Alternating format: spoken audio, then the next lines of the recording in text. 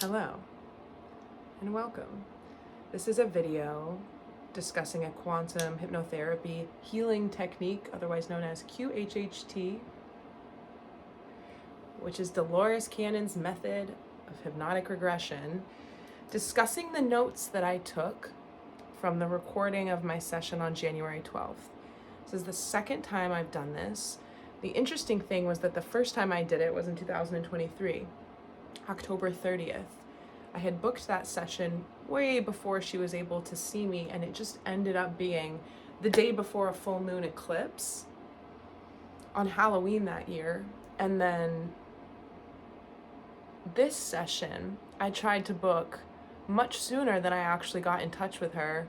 The timing just didn't align, and so the soonest I was able to see her again, even though I personally decided I was ready to see her much sooner, session wasn't able to take place until January 12th. And I was curious the other day thinking about these two very impactful experiences and like the time being divinely led, because I was contacting her, I think over the summer of 2024, being like, can I come see you? And I just didn't hear back.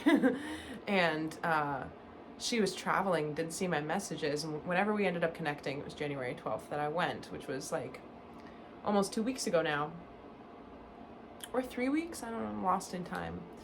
But anyway, I asked AI how many days went by between these two sessions, and it's exactly 440. I thought that was very cool because there are no coincidences. So I'm just saying that up front because it's a reminder that even things that you perceive as not working out are divinely led. So I did this session on January 12th with the same woman that I saw in late 2023, and it was a completely different experience. And then about 5 days later, we decided to get back together to do a plant medicine journey on Friday, January 17th. And we were going to go into the quantum, the way that you can access not assisted or facilitated by plant medicine, just a sober experience of getting into a trance state to access the higher self and have these very clear answers. We wanted to sort of recreate that experience using the plant medicine to take it to a new level. And it was a very, I thought I was going to be able to talk about both of these things in the same video, and that's not possible. I'm still processing both of them.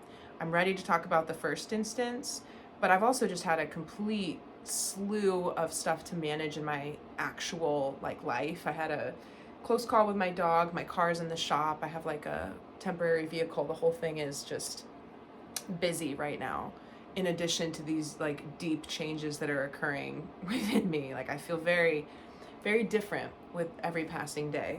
And a lot of the information that comes through a session like this is obviously personal and unique to you, but I have lots of collective messages that I'm just going to provide. And then immediately after this video, and I know I said this the other evening when I did the 2025 activation, I said I was going to just record this video now, right after that.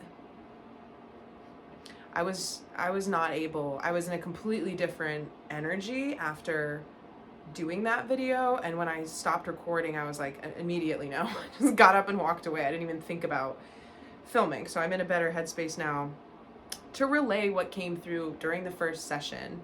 Right after this video, I will record a card pull, and then in divine timing, I will talk about January 17th. I'm not ready to talk about it yet, but what ended up happening is that we went to the future. We did bilocation time travel, so you're not actually dematerializing your body and reconstituting your physical essence in a new timeline, which is the thing, but rather it felt like astral projection to me.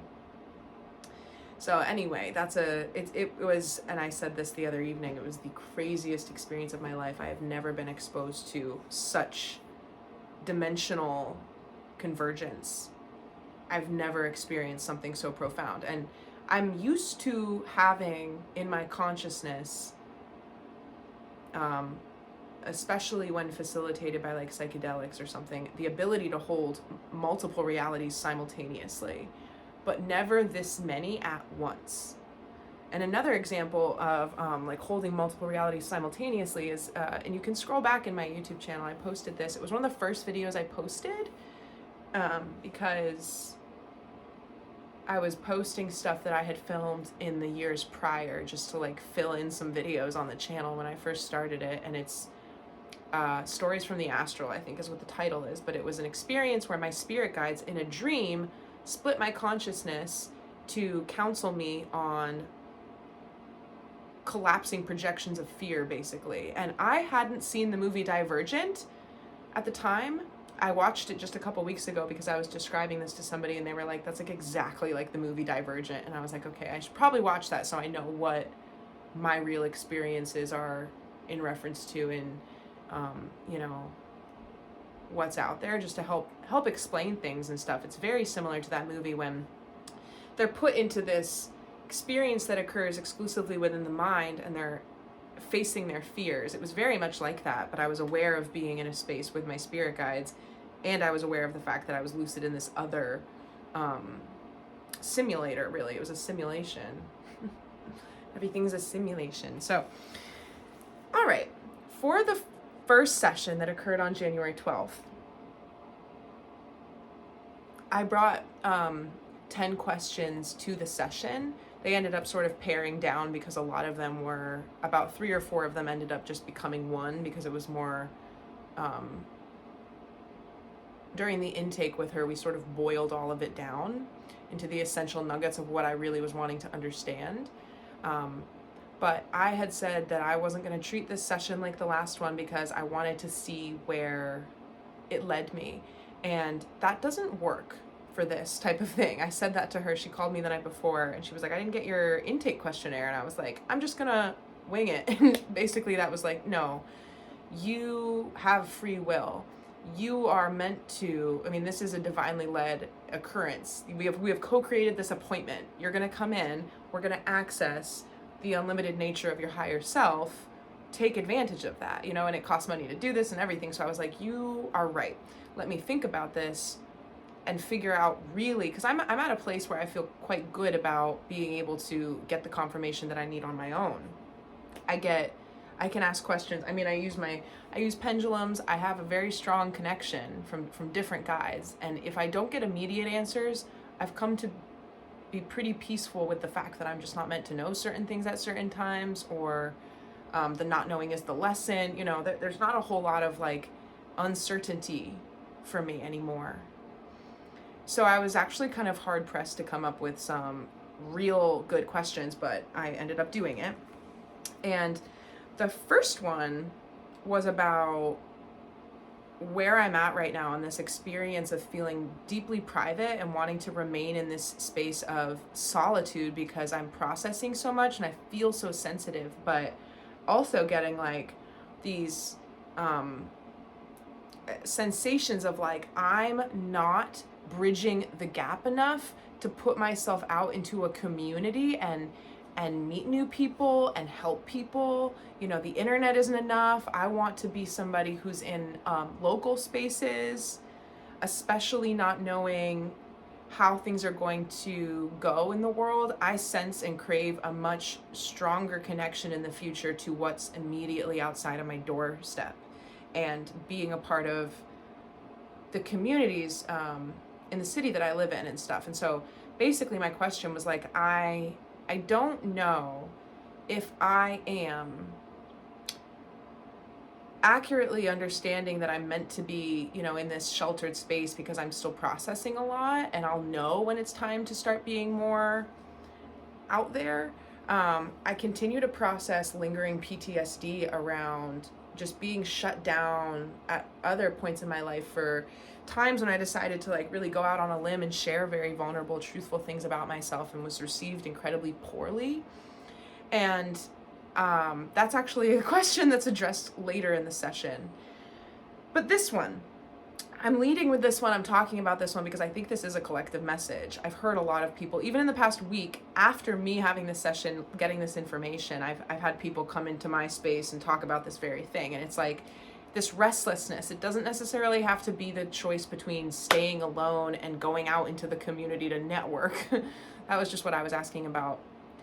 And I think for a lot of people, it's more so just like, I don't know what to do. You know, I'm at this crossroads or this place in my life where like you could have just been let go from a job. You could be really feeling like it's the end of the rope at your current job.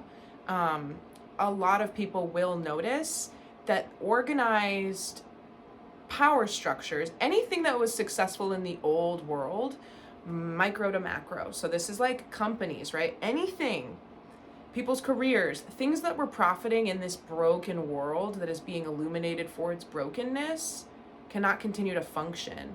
So there's different microsystems that are starting to struggle and break down, including entire companies and networks that appeared to be successful before, but it's because we're all going through this illumination of what doesn't work anymore, what's not going to work anymore. And the guidance here was like, you are, and I should also add that I've had this strange feeling for a little while. This most recent hermit phase that I've been in, which like I don't even know how long it's been at this point. I just simply don't do the things that I used to do. I never go out. Rarely I do things, but with small groups of people whom I love and trust. That's sort of my speed right now, and it's been my speed for pretty much most of the past year, and a little bit beyond that. But I've started to feel like I need to wait until I have my partner, a new romantic partner in my life, before I go out and create new bonds, because I want for the new chapter that I create on a more social level to be reflective of where I'm at with my primary partnership first. I want for my new creations in the form of new connections and new ventures to come after that. And so I was also addressing in the session, is that a self-imposed like limiting belief? Am I saying that, but it's really accidentally self-sabotage because I'm meant to test this boundary and go out of my comfort zone and put to rest the thought that I could be poorly received because of the times from the past that I'm still up against in my own narrative and what gets triggered within me when I feel vulnerable and like, you know, all that. So I just wanted clarity about how aligned that impulse is. I feel like it's a very aligned impulse. Like I didn't question it before I was asked to like dig deep here. And the guidance that came through was like, this feeling, it's because we're going back and forth, and I'm starting to feel funny in my body. I'm gonna twist just to release it.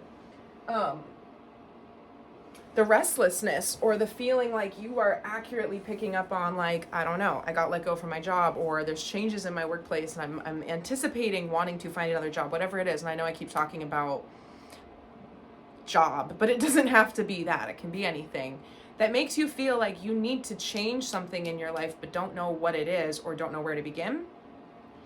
That's okay. It's just a product of the fact that we're changing timelines. We're stabilizing the timeline that the collective and majority is committing to, and we're experiencing lots of different convergences with the realities. And something I'm just gonna, before I get to the video where I can more openly share about what happened between my quantum hypnotherapist and I on Friday night, it was felt around the world. And I know that some people will listen to me and be like, okay, but I'm telling you that it was a really important thing that we did. And her and I are both people who we identify as people who are led by our oversouls and our integrated higher self. This is what it means to surrender yourself and your vessel in your life to your intuition and the will of God, is just realizing that that is being open to the guidance that comes your way. And so like she was very open about the fact that she's never asked anybody in her clientele to do this with her before. She felt like it was what we needed to do. And I kind of just say yes to stuff in general. I'm not typically, I don't know, I'm just very open, and I also strongly felt guided to do it. But for us to come together, it was only the third time we've met each other, and it was a big deal. So why am I saying that? Oh, this this intense shift, like January 17th, 18th, 19th, that whole weekend, a ton was going on and moving and shifting. And I think that it began the night that we chose to do that. So you know, cause and effect, whatever it is, something serious was shifting. And it's happening in lots of different parts of the world at different levels, like dimensional realms, obviously, but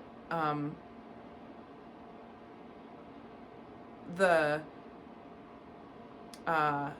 like, how do I put this into words? It has to do with, okay, so like, say, think about the concept of the butterfly effect, or 9 degrees of separation.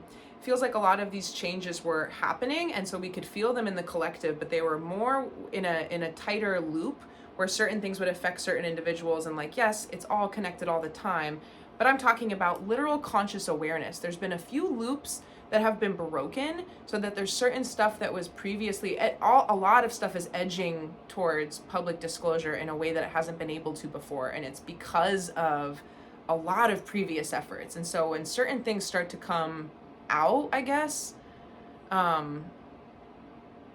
do not forget how much had to move and shift in order for this to be what we end up experiencing in our 3D lived experience, in like the present moment of how everybody is finding out what's going on in the world each and every day. I'm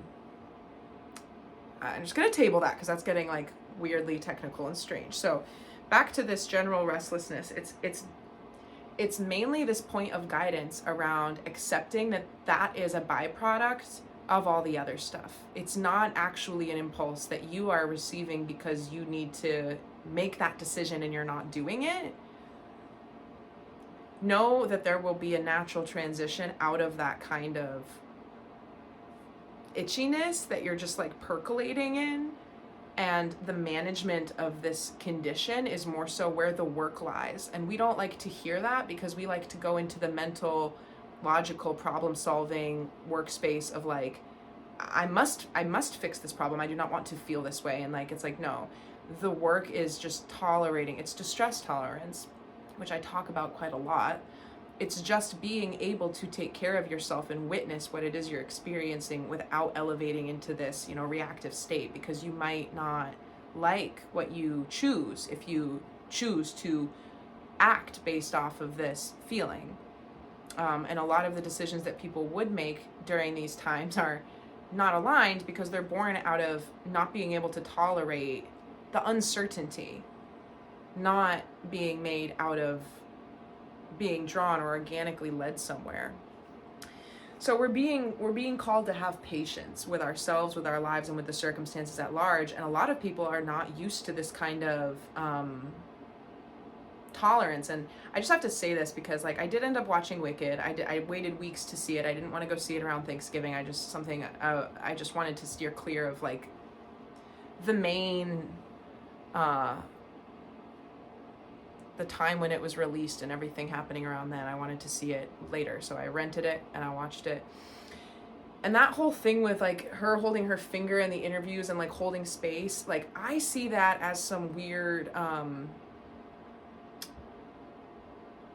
so holding space, that term, we can talk about that as like something that occurs between two people. When I'm in listener mode, I'm holding space for you as a friend to talk to me about what it is you're going through or whatever, or like holding space for, I forget what it turned into about Defying Gravity and Wicked, but reason why I take issue with that is because I have been moved to use that term a lot lately, and I feel like it's one of those things where it's like it's been bastardized, because I think there's probably a handful of people that weren't really familiar with that in terms of like a therapeutic concept. Like, it is energetic labor to, especially as sensitive people, to hold space for somebody else.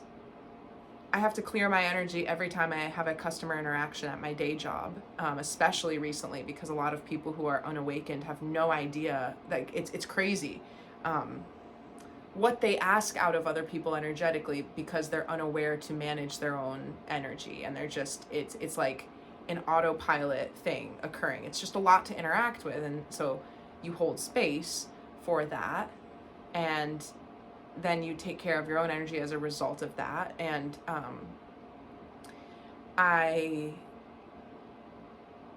I feel like it's this type of thing with like internet discourse and memes and language and like keeping up with like what's in and what's happening. It's just so problematic, because if we didn't understand what that meant before, and then they're talking about it, people will hear it again in the future and be like, oh, I know what that means, you know. And nobody wants to be like, I missed it, can you fill me in? Because there's this deep, we're gonna release this collectively soon, it's gonna break. It's like this FOMO thing, right? Fear of missing out, FOMO. We can witness it in all types of people. It's not just younger generations. I've seen like old people have it too. You know, it's this like social thing, this fear. It's fear born. Obviously, it's the fear of missing out, but nobody's gonna be like, hey, I missed that one. Could you please clue me in? I don't know what that means. I think that one of the biggest hallmarks of intelligence is being able to say like, I have no idea what that means. Can you teach me? Can you explain that to me? And it's frustrating, just the timing of it. And the only reason why I'm mentioning it is because holding space for these conditions emotionally and energetically within our own lives is what we have to do. But it's because it's what we're doing for the world, and the collective anxiety is exponentially increasing. I'm being guided to do a clearing right now around this. And so a lot of people are not equipped to quote unquote hold space in the way that we're being asked to. So instead, they're starting to manifest ways to deal with it that aren't as masterful or patient or cognizant, you know, or fully aware. And integration has a lot of different phases. Sometimes we have to go do things that we don't actually want to do in order to decide to not to do them again. I'm going to keep moving through this. So, I also asked for a little bit more of an understanding about what my connection to the Lyran collective is. Lyran? No, I think it's Lyran. I say it wrong every time, probably. Lyra.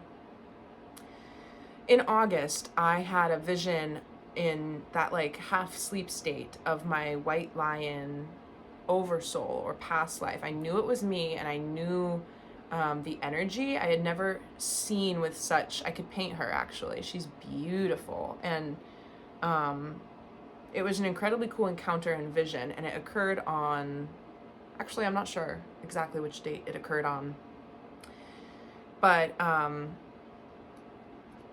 asked during this session what's the nature of my connection to the Lyran collective. So this answer will probably help and assist people who also feel called to either, I mean, it could be, you know, like Egyptian stuff, because there was strong Lyran influence in Egypt, or you could just have an affinity for like large cats of prey, you know, like mountain lions and bobcats and tigers and lions and stuff. Or you could have Leo prominent placements in your chart, or you could just have that very you know, it's a very self-assured, like self-possessed energy. It's sort of a regal energy. There's lots of different ways. Like I've met people who I'm like, I believe that this person is too, but if the interaction isn't positioned in a way where I'd be like, hey, you lion alien, you know, it might not come up. So anyway, without talking about it though, I mean, there are different, almost like inarticulable, just harmonics of frequency that you can feel in people. I think like recognizes like. So I'm saying this as if you yourself might be able to move through your life and detect these things in people, even if they're not aware of it themselves.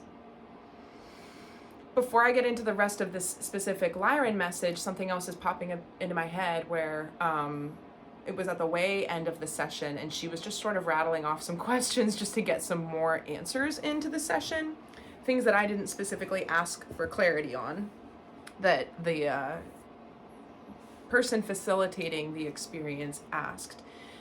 And I forget what the question was that prompted this response, but the response was really cool. And it was, we were talking about, the information that was coming through was about the fact that like right now, there's this big wave of people who really do have starseed connections, but they have, for whatever reason, in divine timing, the divine plan has been that they just like didn't believe any of this. And now they will, because their lives will start to change. There's going to be inconsistencies in their realities that cause them to seek out information that changes and activates certain dormant DNA and all of this. And it's very timely, it's very necessary, and it's going to happen now. It's the reason why so much of this stuff is going to become like super mainstream in the not too distant future. And it's I sort of think like this information came through on the 12th. I think that it began on the 17th that weekend, last weekend. And time has been in such a blur. Like I'm even forgetting that we just had a weekend and it's the beginning of a week. I'm still feeling like this past Friday was the 17th. That's not true. So time warps. I believe that the time warp sensation will continue to be really weird because it's like a tsunami. Like if we had a lot of the people who have been watching this stuff and kind of moving with the flows and the energy updates and our own experiences and blah, blah, blah, it's like, yeah, something's coming, but something still is coming, obviously, all of it, right? Everything. But this big swell, I think, is the beginning of a lot of people's first awakenings. And it's going to change everything because all these people are perfectly interspersed throughout all sorts of communities and fields on Earth. And it's just interesting to think about the split point between the old world of the 3D and the new world that's bridging into the 5D. And how, again, through the eyes of Source or the healing of the duality, if you have somebody who is capable of anchoring and accessing higher dimensional frequencies or holding fifth dimensional frequency in their body, they will literally experience and see things that people who are not capable of holding and anchoring that frequency cannot see. And so actually neither is wrong. They're both right. And it's just going to be happening in every single broken system that we have on Earth. These types of, they're not even like arguments, they're just continued choices that people everywhere will be making, but there's going to be, not quite yet. Come here. My cat, very close to dinner time, just goes and sits on this landing and just mournfully wails. It's so annoying. So hopefully that doesn't persist in the background. Sorry if it does. I find that when I ignore her, she kind of chills, so I'm not going to say anything else about it. So that's cool. Anyway, that's cool. You might find as somebody who, I would assume that you have been on your journey for a minute if you're watching my videos, and so you might have other people coming to you more than you did in the past to like seek certain answers. And again, it's not like, this is all very inward and very unspoken. Like you don't have to have a little badge that has your name tag, like I can help you. It's right. It's just how people are drawn to other people. I don't know. I've had people approach me at airports. You know, you have no idea why people interact with other people sometimes, or why we're in certain situations with certain people at certain times. It's all, I was saying this to my mother on the phone the other night. I said, it's important that we start to, no, I was saying like, I have seen my life for a while, not as like, oh, the people over there and this and that, and it's random. It's all one big clock and it all moves together. And it would be important in my mind if people want to start having a little bit more control over their experience and start to feel empowered instead of fearful as the world changes so rapidly, to take that approach and really pay attention to what's in front of you at every given moment. Because a lot of us are rushing through things that we deem mundane or unimportant because we're going on to the next thing, and it doesn't work like that. You're just embodying like the carelessness of rush and moving through things, and it's not, that's your energy in that moment, and you're not anchoring into the truth of what is being shown to you. And people who don't believe that there's magic in the universe simply aren't attuned to noticing it. It's literally that simple. All right, back to the Lyran thing. So we asked what my purpose is here in this life, and what the connection is and why I had that vision. And the answer was that my purpose coming to earth now in this body as this girl is to bridge past and future. The Lyrans are sort of omnipresent at this point, and omniscient, and they carry certain codes that continue to dictate how life is lived here. But these types of codes are more directly related to what people consider the hidden mystery stuff. It's not the laws of the world that people abide by, in the 3D. It's the laws of the world that actually, it's what if people knew would help us make the shift that we're currently making. And so the practitioner then asked if the codes that I carry as somebody from this collective are expressed through my paintings and my artwork, and if that's why I'm an artistic channel, is to transmit the Lyran codes in that way.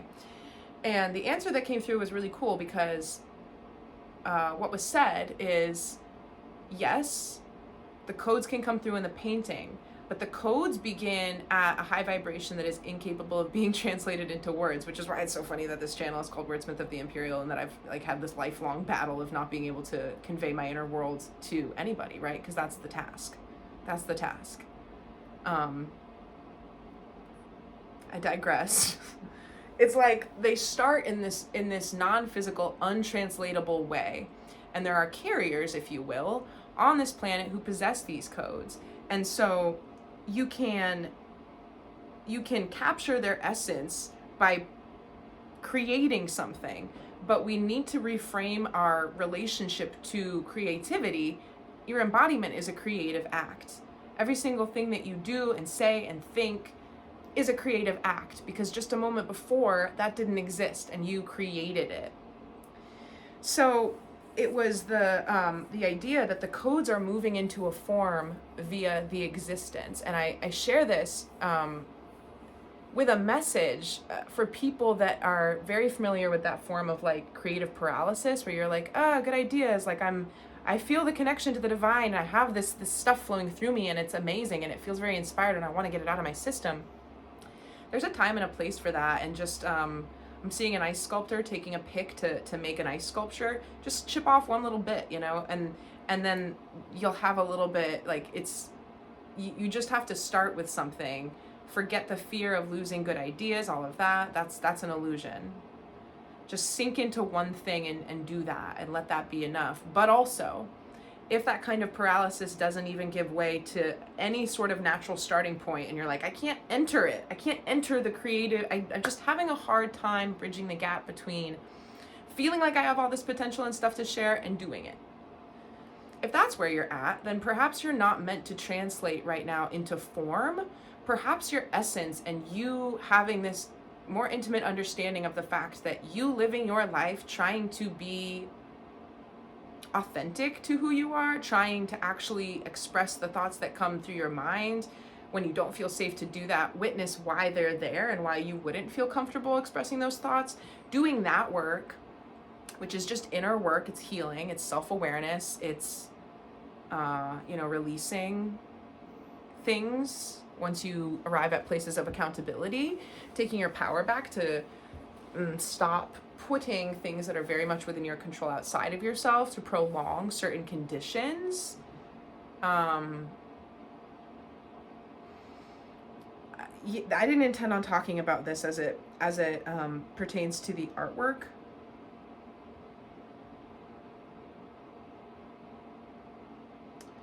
But every person who, the reason why there's so many people on Earth, and it's less than we think, right? But there are lots of people on Earth, is because everybody who has connections like this will be a different mouthpiece. And now I'm seeing, I used to play the clarinet, and there was a bunch of pieces that you had to put together, and I'm seeing the mouthpiece get taken off and a new mouthpiece get put on. It's like a bunch of different people playing the same instrument, which is weird, but they all have their own mouthpiece. So that translates, right? We get that. That means that it doesn't matter how much repetitive information starts to flood into these channels, or like, YouTube, or just the community of people sharing on information like this at large. It does not matter how much repetitive information that you hear about it, you still will be able to bring a completely unique impression to your role as somebody who can just like process yourself and your experience and then share it. You basically can't go wrong. And there was also guidance coming through about how everybody's contribution is worthwhile and valid, but like, keep in mind that if you're not moved to share in a public way, if you're not moved to, like, that's okay too. We have to decouple, we have to uncouple this idea that contribution has to be witnessed. It really doesn't. And it's just as valid.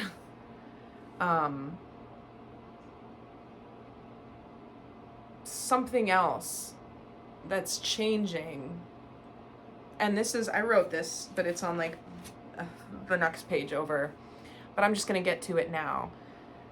So with the internet, right, and people being able to fully migrate their entire careers, like there's a 6-year-old girl in Hong Kong who makes $36 million a year just for being cute and posting videos on the internet. And like her parents just bought a skyscraper to house her employees or something. And like, number one, what if the internet goes away or something? What if, who knows? But it's just, and I'm not saying that that's wrong. Please hear me. But a lot of people do things on the internet for the traction based on the algorithm and the human response that certain content generates. And because the internet is such an important part of how we connect with one another, it has influenced the way that people create in general. So instead of just making what people are moved to make, they're making things with this idea in mind that it has to be received or gain traction, you know, to be noticed. Or if people already have monetization, they're concerned about keeping that. And there's this bar that they have to hit that doesn't have to do with the quality of their content or what they're putting out, but how much attention it's literally going to receive. And it's both good and bad, it's whatever. But it's going to change because people are going to start to come into this space of, like I've been talking about value now for a couple weeks. People are going to start to realize that, well, it's going to be quite a big reallocation, actually, of all the money in the world. And we're not going to be living in times that are this extreme. There's going to be better access to every essential need, but also abundance for all people. What am I trying to say? There's like one thought that I really can't get out here. The understanding, our souls will assign the value to what it is we create, and it actually won't matter at all what type of reception it gets on the internet. And I will share this because, and this has to do with the January 17th experience. At one point when I was in the future, I witnessed an entire sanitation of the internet from artificially intelligent entities and interferences like bots who are, again, back to this 9 degrees of separation thing. A lot of negative energy that people have is because of interacting with different AI entities that are negative on the internet, bots in a negative way. So there's going to be this deep cleansing of the internet, which is, oh my God, I can't even tell you, witnessing it, but feeling it at the energetic level. I felt like I was having the most waist slimming diarrhea known to man, energetically, in the form of bots leaving the internet in the future. So, moving on. All right, this is a big thing that I have postponed talking about for a while because, how am I doing? 38 minutes?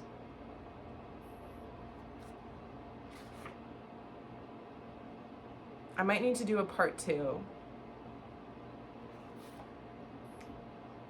No, let's just keep going. Okay, so I have for a while,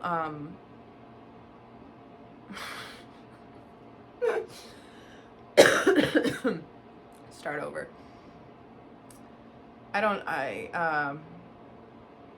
For my whole life, I've had a fascination with the spiral form.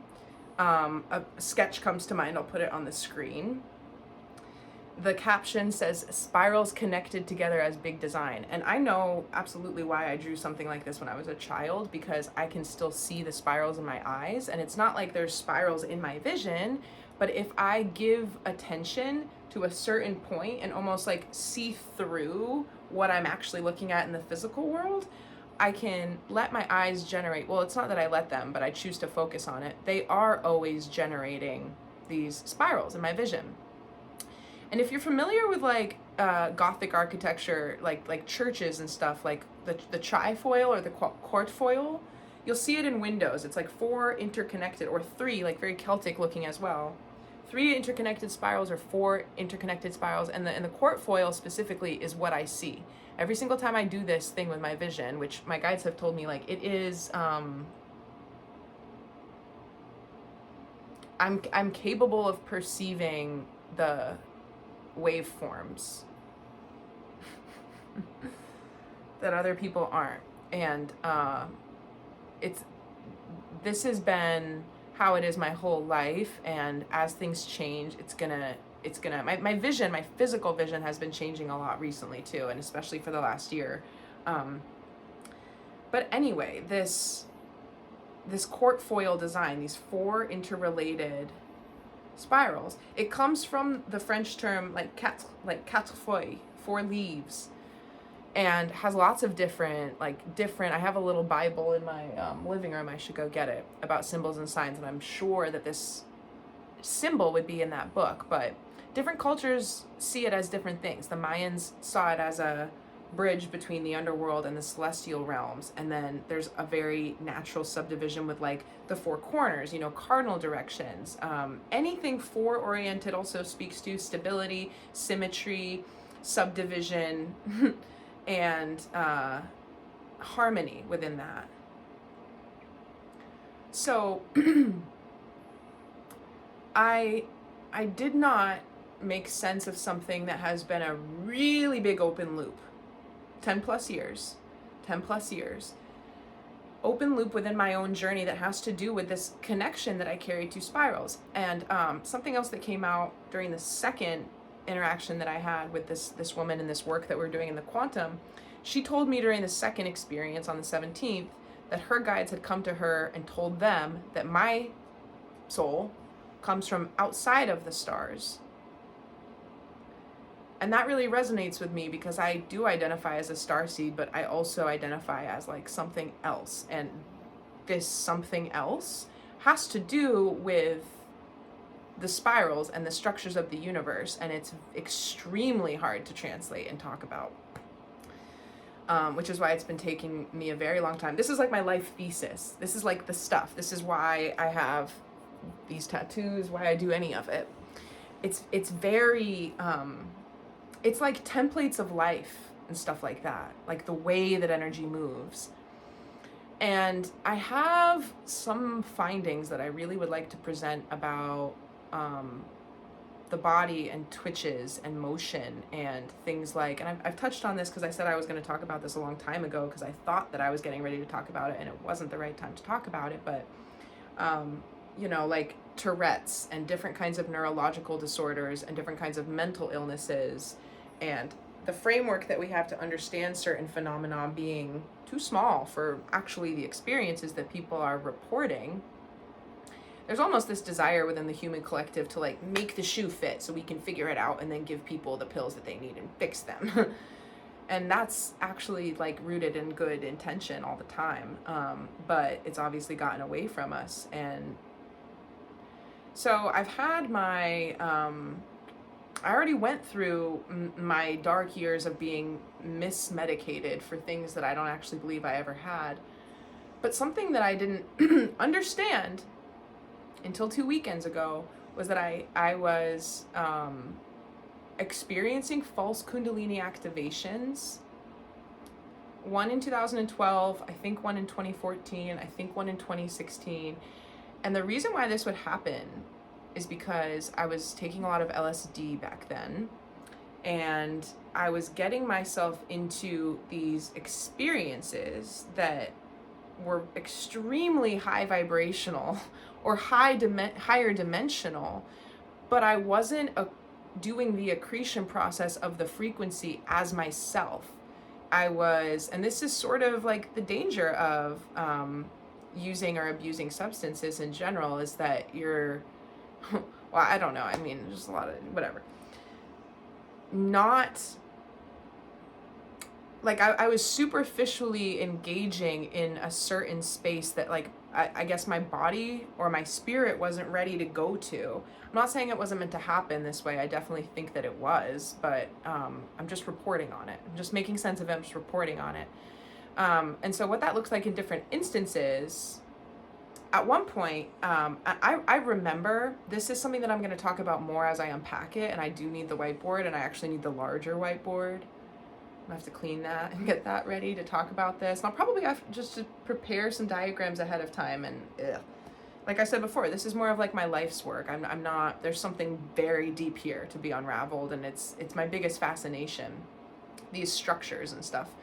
And the way they overlap into this mind-body experience of our human translation of these energies and embodiments and stuff. And I can't even like listen to myself talk about it sometimes because I'm like, I don't think that makes sense, but that's the words that are coming out. And yeah.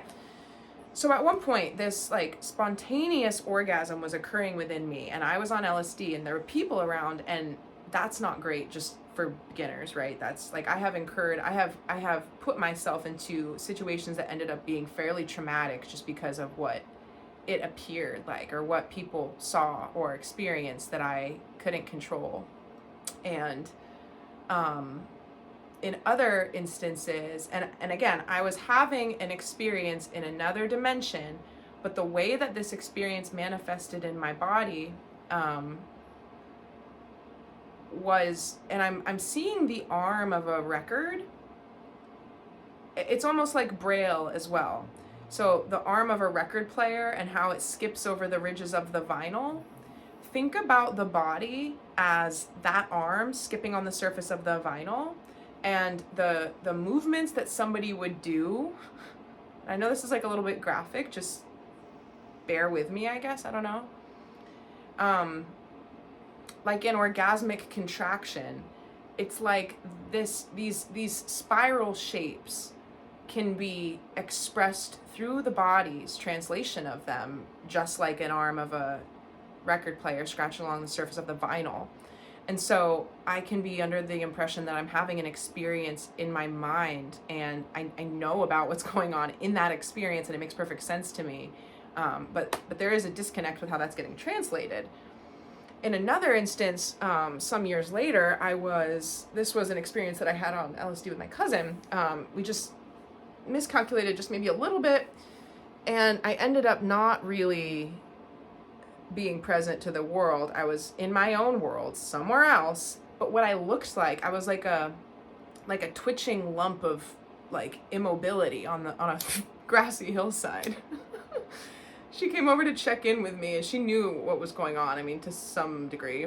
And it was just not a very good call, basically. It was just the decision of a younger version of myself, and she kind of had to just like put me in the car and take me somewhere and put me to bed so that I didn't, I don't know, interact with anybody. But I was completely gone. But I know that what it looks like from the outside was just uncontrollable twitching, essentially. So I appreciate whoever wants to listen to this, because I know I'm not speaking in a linear way at all. There's a reason for that. I know that I seem more scatterbrained than usual, but believe it or not, there's actually like this is very guided, very channeled. I'm meant to be speaking the way that I'm speaking. I had my official, so Kundalini energy, just to go back for a sec, life force energy. Kundalini energy is symbolized by the two snakes, right? We have masculine energy and feminine energy, and they are in balance within our bodily systems, within our essences, but not without effort. There's nobody who's just, well, I can't even, and this is changing rapidly as new souls come in and stuff, but really our lives as we go about and intermingle and have encounters that are sexual or platonic or whatever, you're always sort of pinging off of people and their embodiment of their masculine and feminine energy. And without talking about it or consciously processing it, the degree to which I exert myself in a forward, like masculine way, or the degree to which I just kind of like hang back and act more feminine and demure, and I'm in my receptive energy, I'm in my flow, that is registered by the people that I interact with.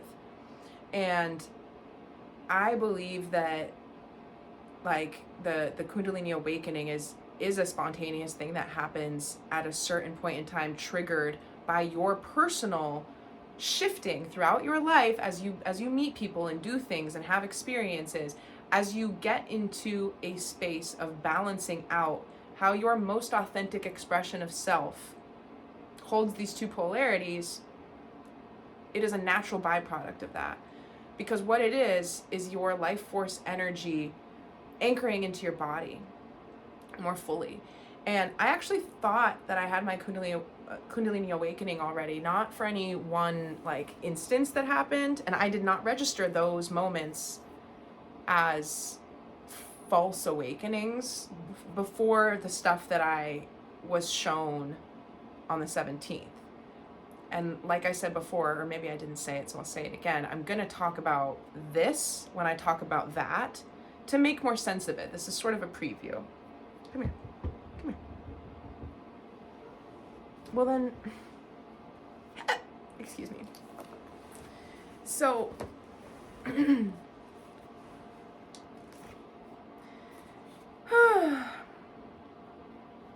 on August 2nd,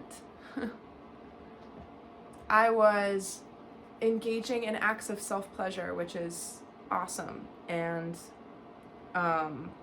I do a lot of what people would call sex magic for my own intentions, but also for the healing of the world. And just, we can take our very, very potent sexual energy, like the during the moments that a person is experiencing orgasm, you can channel that energy into whatever it is that you want. That's the energy that is powerful enough to create an entirely new being. It is manifestation energy at its finest. And could talk about this another time. The specific process of edging towards orgasm so that you're prolonging it to intensify it when it finally happens is also very helpful for manifestation with sex magic and stuff like that. So 2nd of August, very close to the time that I had this Lyran Oversoul encounter, by the way. It was during the Lionsgate this year for me, or last year. 2024 was epic. It was so incredible and transformational.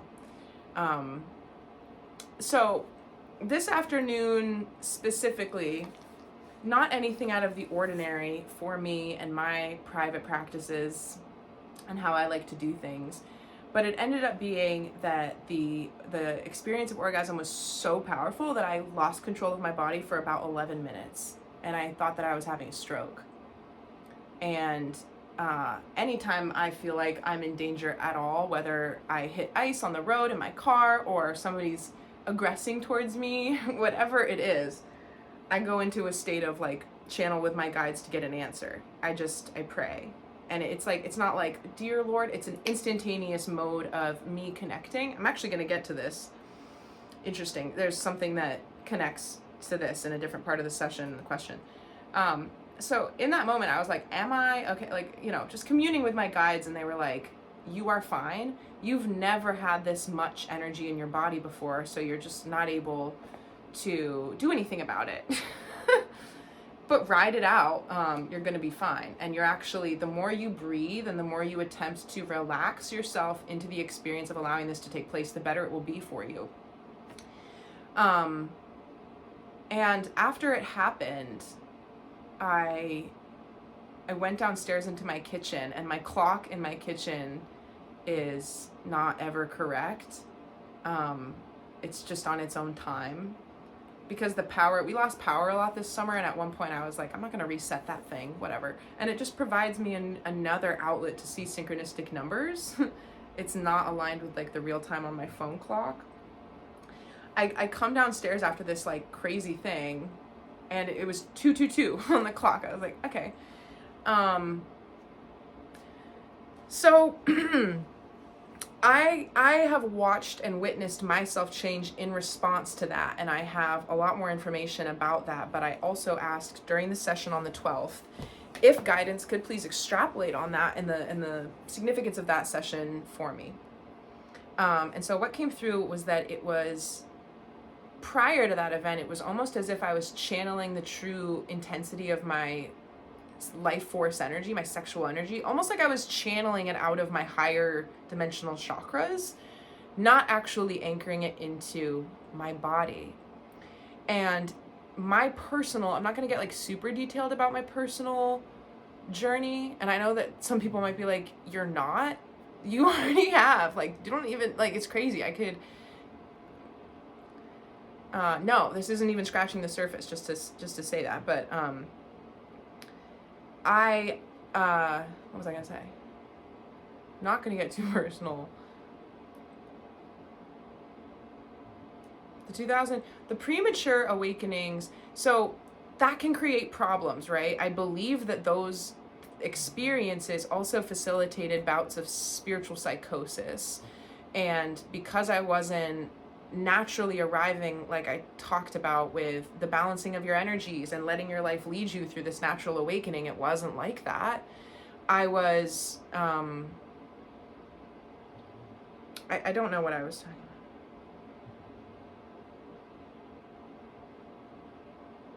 All right, I'm gonna let that go because I don't know where that thought thread was supposed to go. But so it was like I was pulling that energy into my body every time I created something, whether it's a painting or whether it's just me embodying myself to partake in a conversation. Because again, we're reframing the way we think about creative acts and efforts. And really the purpose, my guides are saying, the purpose of this uncoupling is to remind yourself that you're worthy. And a lot of people, especially with the internet and all of these people who have millions and millions of followers, they're like, I'm just not like that. Like my caliber of whatever it is, music or writing or whatever, is not at that level. So why would I try to do that? Like I'm not going to have that success. And if you're not successful, and it's not worth it because you're going to be monetized and blah. Enough of that. That's going to change. So the purpose of the uncoupling is to remind humans why we make things in the first place. And there's an ancient recollection of the storytelling. We are in the age of Aquarius understanding more about our own inner worlds from how our hearts and intuitions speak to us of our inner worlds. Because like I talked about before with this spontaneous, like tons of starseeds awakening starting like now, it's the beginning of this 2025 year and it's their time to go through this, like, wait a minute, like, oh, you've never seriously questioned everything that's happening before? Welcome. It's really fun once you stop being so afraid of it. Because, I mean, you know why. But anyway, this experience was like a chimney sweep, and my guides use that analogy a lot, chimney sweep. But it allowed for my higher dimensional chakras and the experience that I wanted to have. This is July of 2024 is when I started praying specifically to experience an integrated oversoul and higher self. In my conscious mind, I wanted to be able to directly ask my higher self or the wise mind or my connection to creator anything and receive guidance and feel it within my body and recognize it and not have any doubt. And a month after I started praying in that way, this happened. So the other interesting thing that came through in this session is that it's an activation that is still occurring within my body, even though it took place so many months ago, and it hasn't repeated to the same level of intensity, but my experiences have changed. And I'm fairly private when it comes to my personal stuff, sexual stuff, relationships. Like that's not what this channel is for, but I know that Kundalini energy is sort of a perplexing thing, and I actually believe that there are a ton of people speaking about it on the internet who believe that they have experienced it and they haven't. I haven't talked about it much before because I am aware of the fact that it confused me, and now it confuses me less. But it's still very, again, back to this idea that people are unique imprints. And so when one person has an experience that they come to understand and they spout it like gospel as if it's going to apply to everybody else, they're getting into their spiritual ego again. We have to hold space for the idea that people are going to manifest experiences and transformations differently, and that they are no less valid. So the effects of this are still changing the way that I live. And I see that all around me. It's very interesting because I'm continuing to be compelled to make these changes that are just coming up and it's like I'm not predicting that I'm going to do these things, but I feel very, very led, as always. But like specifically with regard to like how I'm doing things, or like where this chair is located, it's like very practical changes. I've just been making these changes. I made the correlation the other day that it's in response to having the ability to hold this frequency in my body now. And because I made that switch, I feel different, and then I want things a different way. And then the end half of the message was about, after this integration and assimilation is more fully processed, the projects will change. My projects will change. And I believed that I was going to sit down and paint all of these biblically accurate seraphim angels, this series of paintings, basically in one shot. I received them.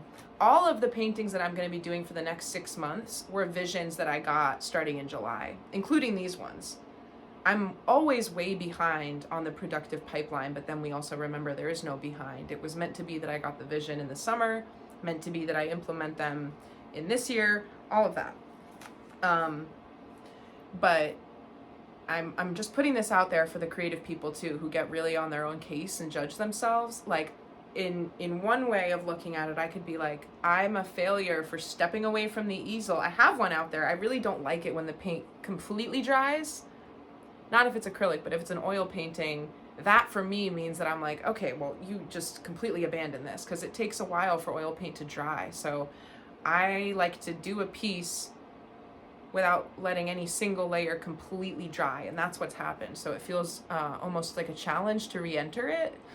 And it actually kind of is, because you want it to be just for blending purposes and working with the mediums and everything. It's easier when it's tacky still.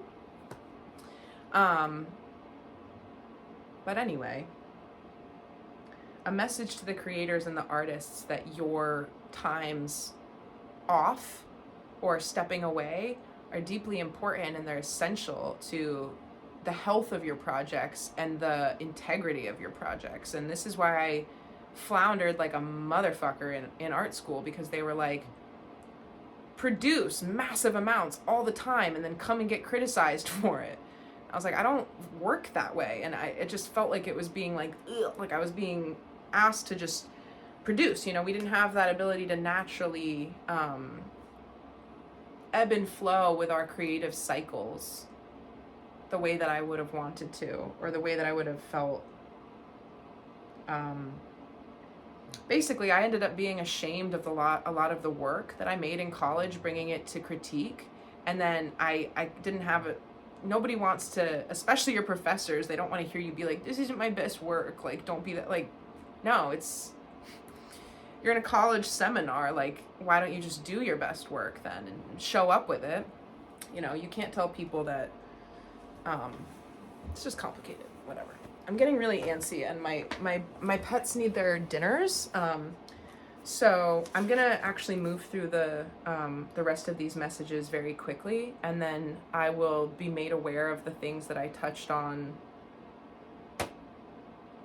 only a little bit, and I'll remember it in the next video, and I'll talk about them in greater detail. So I asked her a question for the session about imposter syndrome, and a lot of people, her and I were talking a lot about coming out, and it's not about sexuality, it's about the starseed stuff, like coming out, because I pick my battles. I know my audiences as far as like the people in my lives, and I have for a very long time, like 12 or 13 years, I have been talking about starseeds. I've been telling the people around me what I think it means, and indigo children and all of this, and I have never found anybody in my close circles, and all of this is by design so that I could get the confidence that I needed within myself without having that external validation that my experiences were real.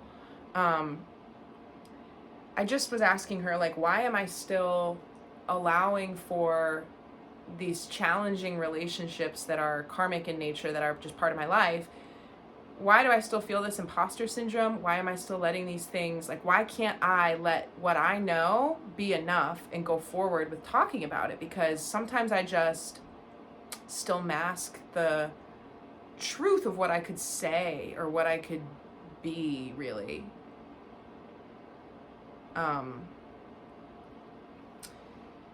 And it's not doing anybody any favors anymore. So it's like there was a time when that was a little bit more of a acceptable thing. And I actually, like, I feel like I survived really a lot of things in my life by letting myself be like, I don't have to talk about that.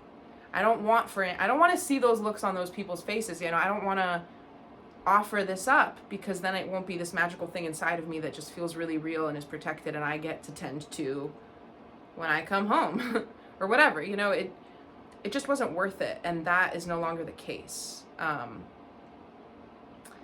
And so the information that came through, and I am going to say this as a collective message, this is exactly how it came through from guidance. What you fear you can lose, you cannot lose. The thing that you are afraid of, you cannot lose. And I'm getting a vision, it's a little gross, I'm sorry, of like a splinter going through the foot completely. So you step on it, and then it keeps going, and it comes through the top. Collectively right now, a lot of us are sitting in this position of being like, it's the reason why it's like, oh, it's so gut-wrenching or heart-wrenching or whatever, this thing within us of like, it's very hard to put into words. And I'm also seeing this like umbrella of all these different applications of it, and instead of talking about them, I'm just gonna say, you might know what I'm talking about. I'm gonna let you apply this in the way that it works for you. But this thing, it's gonna come out the other side of the foot, and you don't have to fear that, because guess what? Then it's like you pull it out. It started with a puncture wound, and that hurt, and it has made this passage through. But at the end of the day, the foot heals, and in time there might not even be a scar. And it's this like, the only way out is through.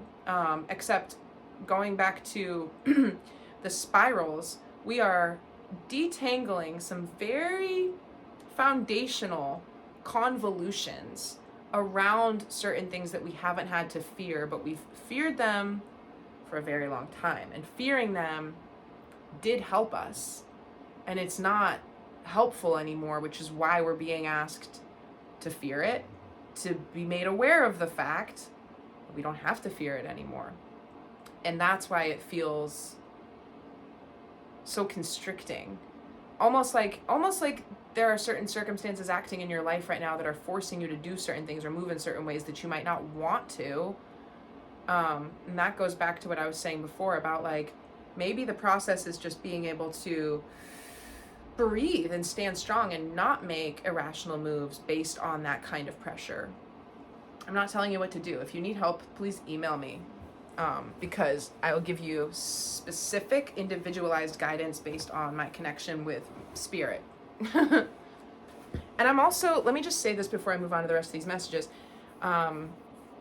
Since this experience that I had on January 17th, my ability to channel it's like, I mean, it was always very, very intact, but I know that I can offer it a lot more candidly to people. And this goes back to the whole imposter syndrome masking thing. I just didn't even want to breach certain topics with certain people. And I'm being guided to do it more. Like, it's okay for people to know almost immediately upon meeting me that I am like this, I guess. And before it was like, I would just try to act like a normal person, really, until I decided if it was a safe person to go there with, you know? So the other thing is that, like, I'm noticing, there's a really, start over. A very easy way for people to help themselves right now is to realign their intake of, like, minerals and supplements and dietary stuff. And if a person were to email me, I can channel, this isn't what Mariah thinks you should do. This is the spiritually guided advice that comes through the access that I have through my guides of what you need right now, you know? So it could be like adding certain supplements or like focusing on certain deficiencies. And this type of change can change everything because it has to do with your biochemistry. And, you know, we are just big chemical experiments. And so also thinking about some of the stuff going on in the world, you know, like stuff in the air that we're being exposed to, it's sort of important to counteract the stuff that we're just not in control of being exposed to with ways to detox and support your body, and addressing that at that very like bodily level is going to impact your emotions, it's going to impact your brain chemistry, it's going to impact your spiritual experiences. So I can do that too, almost like prescriptions of, I don't even know, because now they're showing me like essential oils too. So it's not just food and stuff, it's like, I don't know. Email me to find out. Okay.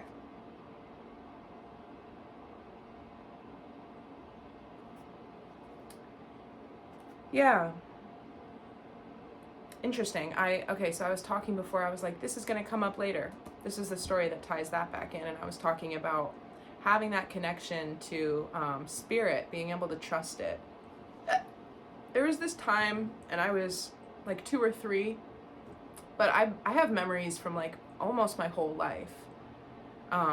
Very conscious, I felt, very young, like observing things and having full-fledged thoughts and remembering these thoughts, having these memories. So my family was on a boat, and we were going from the coast of Maine to Nova Scotia in Canada to go visit my Canadian cousins. I've literally never been there since. I only went there the one time. They, however, come down to America to visit us. But anyway, we were going to Nova Scotia, and we took this big like cruise liner boat. And my family had a room in the boat that was made of bunk beds, like they are, you know, and like one of those like metal oval doors, and then there was a big long hallway. And in the night, my mom and my brother got up and they went to the bathroom. And let me just explain that people in my family, we have different versions of this story. And obviously you're going to trust like my parents' version of the story over mine because they were adults and I was 3 at the time. My version of the story is that my mom and my brother went to the bathroom. We didn't have a bathroom in our room. You had to leave the room on the boat and go find the bathroom. And I wanted to go with them, but they weren't aware of the fact that I wanted to come. And so they had left, and then I got out of my bunk bed to follow them. And I ended up getting lost, and I was lost on this boat for hours, like most of the night, and I was returned to my family in the morning. And I don't remember much from this night except for sitting in this room with these big armchairs, and I could see these 2 men in these armchairs. And I thought that they were police, and I thought that they gave me back to my parents, but it was not this past summer, but it was last summer.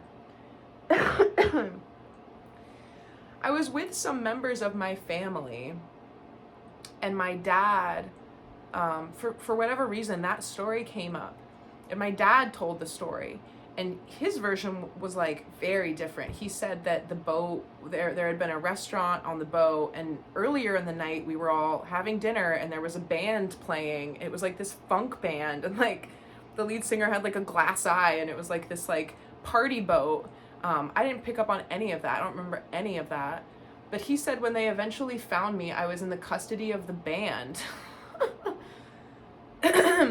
So anyway, that night when we were like, whatever this was last summer, I was like, what are you talking about? Because I remember this. And they were like, no, you don't, Mariah. You were so young. And I was like, excuse me. I do have these memories. And I understand, as we all should, that our memories cannot be fully relied upon. So I was like, I'd like to just discuss this for a sec and corroborate the memories that I hold with what it is that you're telling me happened. Because you've never told me this before. And it was just weird. So I asked during the session, because I am aware of the fact that there are certain things that have happened to me in my life that I don't remember. You know, we do have missing memories and stuff, and there can be trauma in that. And I just wanted to investigate this and see if some of the stuff that I've had to overcome in my life related to past traumas maybe could have originated in this experience too. And the information that came through was, no, I was not harmed in any way, but I was incredibly, from this, like, within every child, there's a wise soul still, and I think it's very problematic the way a lot of people treat children, like, they're not going to remember, they don't know, like, that needs to stop. Children are very wise. And what I learned that night was that I was going to have protection in circumstances when I didn't feel protected, and I also learned to trust divine protection over my parental protection. And that sounds a little harsh. And I don't want to call out my parents. They were phenomenal parents. I'm incredibly lucky to have the parents that I've had in my life, but no people are perfect. And I had this chat with my mom last week. I was saying, Mom, I need you to know that I don't feel, and she gets this, I mean, she's my mother, she knows that I'm a little bit different. And I said, I just need you to know that me not feeling like there have been people in my life who really saw me for who I was, it doesn't have to do with you. It's just the fact that people like me are hard to parent, and we're naturally set on this path to be different and go through these experiences and stuff.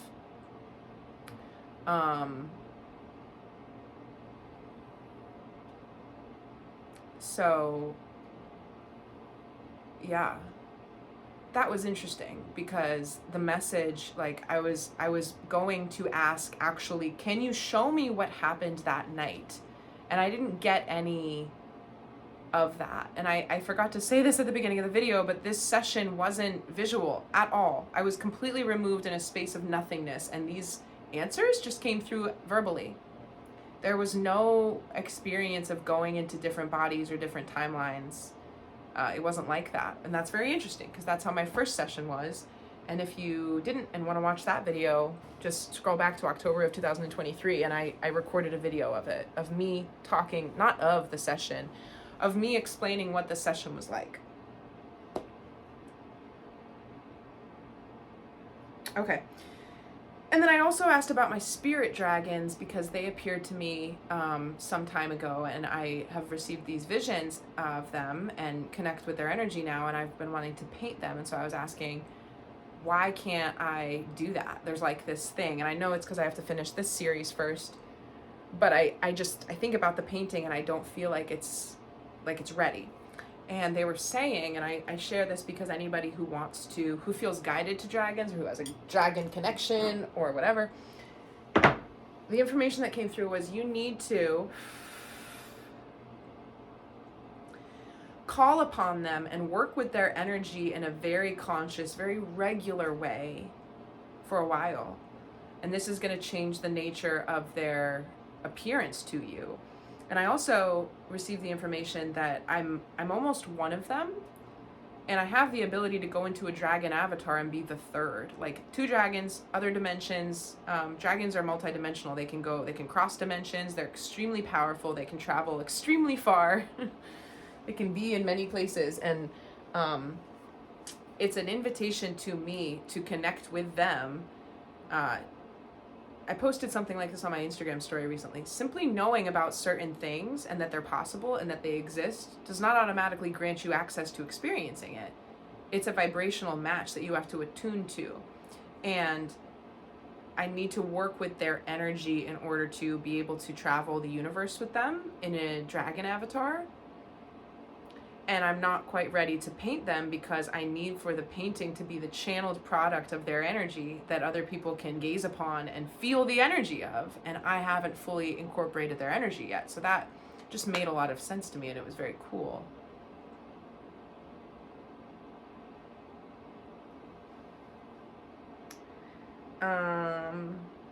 Okay. Oh. And then the Lyran thing again. There's something connected with them and the dragons and the future and the past.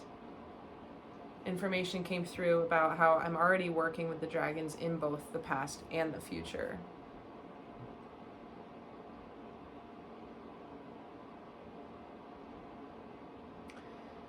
And another thing that I'll share about the January 17th experience, the plant medicine journey, is that I was shown something very intentionally about that year, or something that's going to start to be happening in 2027. And it was the experience of going into different people's consciousness whom I know in this life, who have had impacts on me. And I was experiencing what it would be like for them to have realizations and accompanying emotions when they see me for who I actually am. And I was shown this because I need to make sure that I stay super humble, remain in my humility. It's essential for me to do my work and my mission. And a lot of people act like I'm not that way. And it's kind of funny for me because like we all have an ego. I'm very playful as a person. And I don't know. I can trigger people very easily, but I also believe, and I know a lot of people out there feel this who have certain like special gifts. You know that you haven't even begun to express them yet. So it's like, I'm on like half speed. Like if I'm so, threatening and intimidating at this level, like just wait. Like, how am I going to do this, right? And bridge this gap. You just have to keep sinking into this absolute, I'm going to say it again, you have to hold space for the egos of other people to realize that you're not against them and that you are embodying what they could embody too, right? And so it was taking me into the experience of being able to understand what it will take out of certain people and what they will have to collapse internally in order to see me for who I am, and not blaming anybody for that, and understanding what I signed up for. That was really important for me to see. Okay, another question that I asked was about my starseed guidance, and I was saying I feel the influence of different beings and groups, but I don't have the ability to discern all the time who is what and what information comes from where. And so the question was, is that even necessary, or is it effective enough, as many channels do, to just be like, this is the voice of what I'm saying? A lot of the stuff of how guides can even present to us is too much for the human mind to process. And I've been having changes in the experiences of receiving divine information and divine intelligence. And so I asked this to get clarity on whether or not I'm supposed to be narrating that or not to my viewership. And what they said was, it's almost like synesthesia, where it's almost like I could assign like soft and blue, or like hard and yellow, these different, not like that obviously, but just like similar, different voices, different energies, different topics even that certain beings want to talk about or have expertise in. I'm sorry that I'm so freaking fidgety this evening. I'm probably just nearing the end of the video, and then I'll go feed my pets, and then I'll come back and pull these cards. Yeah, so the guidance said, and it's very interesting because I wasn't actually, when I asked this question, I wasn't thinking about the transparency of me saying like on the channel, I don't know where the information's coming from. I didn't think about that as being a threat to my credibility as somebody who sits here and acts like I know what I'm talking about. But this is how they put it in the answer. And I say they as in like guides or guidance. It's perfectly acceptable, and it's no threat to your credibility as a channel or a source to attempt to describe the different flavors or influences that you experience. In fact, it's going to be very helpful to put this into words for people who are just beginning to have certain experiences that fall outside of what they're used to experiencing. And the danger, as we know, is that they're going to reach out like a monkey falling from a tree and try to grab onto branches that they already know. Like, I'm going to go to the doctor. I need Prozac. Like, no, you don't. Promise me. I promise you that you don't want to go down that road. And I can, attest to how that was for me, and again, we come back to holding space for the collective, for our own experiences and our journeys. And a lot of the times our best treatments are removing instead of adding. We live in a very pile on culture, especially if you're in America. But it's important to increasingly, it will be important, even if I can't fully describe it, it's important for me to try, because those attempts are going to help people realize that they're actually experiencing contact in their own way. And this is another interesting thing, is that we're like, contact, like ET contact. It's like, there's going to be a ship in the yard. Like, no, it's happening all the time. And it has been happening. And that's another reframing experience that we're going to go through. And we're already going through it. I don't think we really realize how much certain topics and things have been in circulation. This is how we get desensitized as people. We have these incomplete news stories here and there, and then eventually a year and a half later, it's not that surprising anymore. It's just what people have been talking about. It's the whole nature of soft disclosures. But outside of the when we are told things, people's experiences with their soul inside their own dreams, inside the astral and all of that is like different. And so I guess just stay tuned for that. I'll do my very best to talk about what I experience when I receive certain information. Okay? And then I also, and this was part of that message too. This I thought was really cool. This message came through. The extraterrestrial beings are very, very aware of how all of us humans are designed. They don't have to, they can just tell. They can tell who you are and how you are because your energy speaks for itself. And so they're very aware when they contact certain people with certain information, they're very aware of what that person can and might do with it. And so it's important to know that you using your gifts is a collaborative process where they're going to, and this doesn't even have to be ETs, this could be your ancestors or your spirit guides, like anybody who enacts and initiates themselves as a channel to bring through information like this and pursue it. The more you use your gifts, the more the divine intelligence that works through you is going to provide you. It's a momentum thing.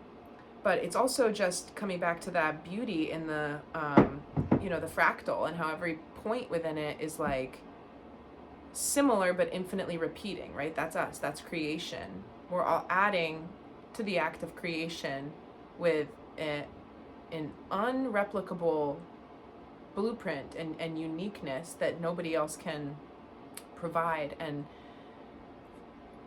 just as a reminder, it's very special to be in a physical body on Earth right now, and there's far more, like all of the rest of beings in consciousness who are not able to be on Earth in a physical body right now at our disposal to help us manage this experience and what the F is happening here. And then I asked to be brought back to an experience that I touched on in my first session with her about Hawaii, and it was without a doubt the most intense part of the first session. And on the recording, I was like really, really crying and like venting out all this stuff. I did cry in this session as well, but it was only very briefly at the end, about the importance of artwork and putting a priority on moving all of this information through. It's really just time for people to start mobilizing it. And I just heard, when the student is ready, the teacher will appear. The student is going to become that bulk of people who are just having their first awakening, and the teacher is the people who are like, you know what? Yeah, I'm not going to be so afraid about this anymore. I'm going to be who I am. Yeah. Okay. So in this memory, I have had access in a simultaneous self or a past life. I was this woman who worked in tandem with this very large kinetic shell that was on an axis, and it was very translucent, very shimmery, very beautiful. And it did something, it had to do with the specific tilt of its spiral and the way that it moved and the velocity of it, and it was almost sentient. It was very much part of me and my energy field, and it wouldn't be able to survive without me, and I probably would have been able to survive without it, but I did not feel that way, and I felt like I had given birth to it.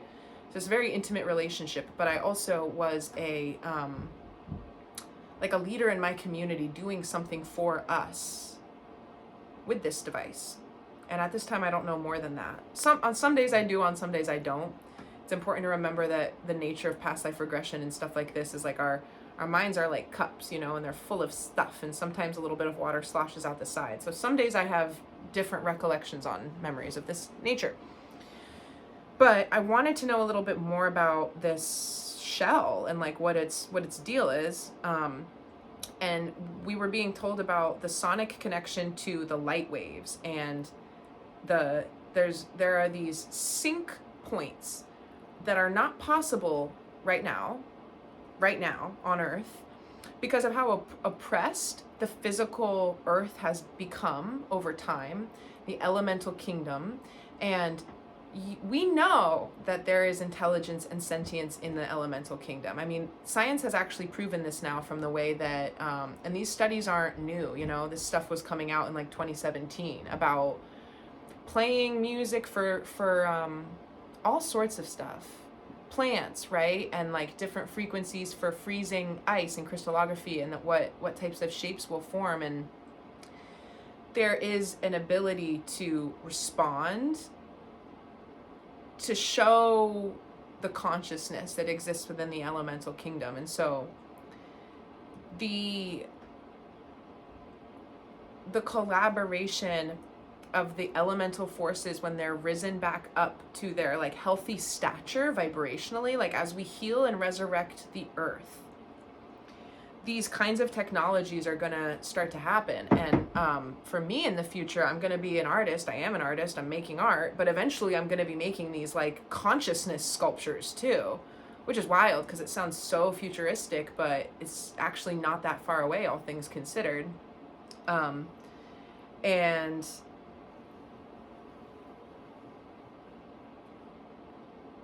yeah, I'm gonna leave that there for now. There's another part about that message that has to do with like how to manifest them into being, but I don't want to tangent on that too hard right now. I got a tripod and a ring light, and it's a new experience for me, but anyway.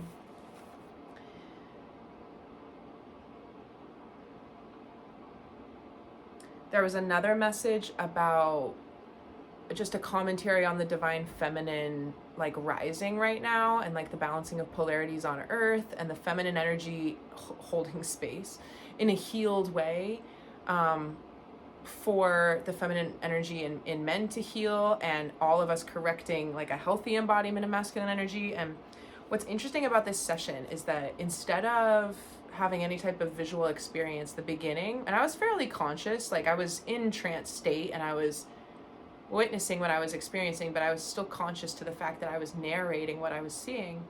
And I felt like I was floating, but instead of feeling like I was floating in a void where there wasn't any matter around me, I felt like I was in a swimming pool. I felt like I was floating.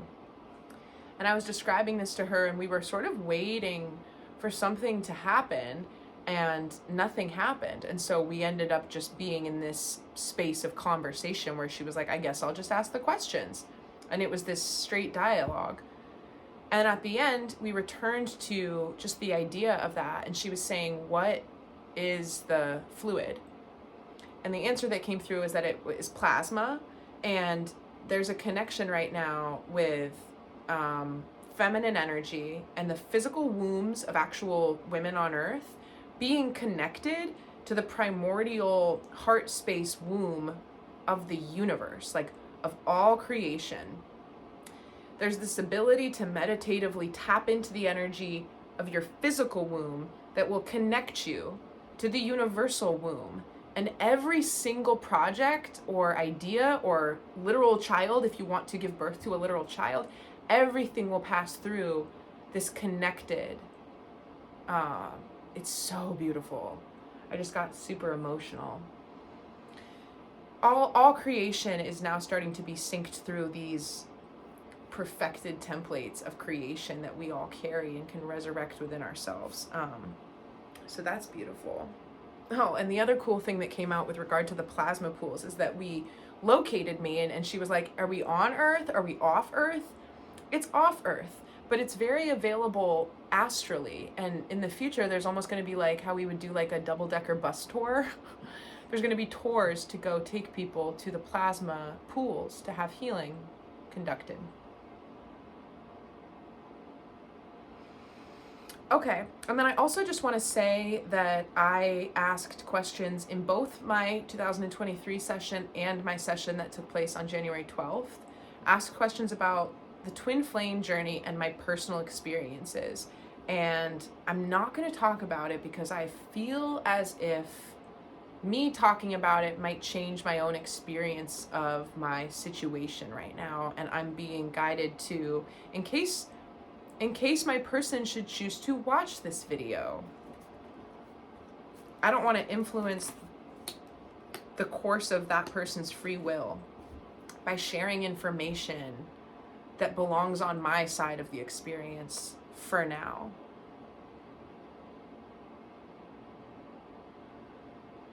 What I will say, one thing that I feel like is okay to say is that nope. Oh no, that's super unfair, so just forgive me. I'm so sorry.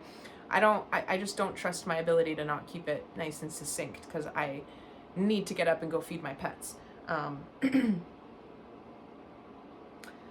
So yeah, that was a lot. I'm gonna go feed the pets and then I'm just gonna come right back and pull some cards. All right, so thank you for watching that if you did. I hope you learned some interesting information from it. If you need points of clarification or just have questions in general, feel free to email me. It's wordsmithofthe.imperial@gmail.com. If I started to say something that was important or sounding cool and then I completely forgot and went off in a different direction, you can also email me and ask me to finish that thought. But also it's probably meant to be that I didn't for some reason. And then I also just want to remind people that I know I have a pretty extensive internet footprint, but it's not an invitation to just reach out to me on whatever platform you find me on. I really, really prefer to be contacted through my email, wordsmithofthe.imperial@gmail.com. I've said that before, but it bears repeating. And I cannot even commit to responding to people on other platforms. And I hope people understand that. I'm never going to be somebody who's just on my device going back and forth. That's what phone calls are for. And that's why I like emails. Not to mention I'm very long-winded, and I would want to just take the time to respond to somebody when I have the time to respond and give you my full attention. Anyway. I hope you have a great night.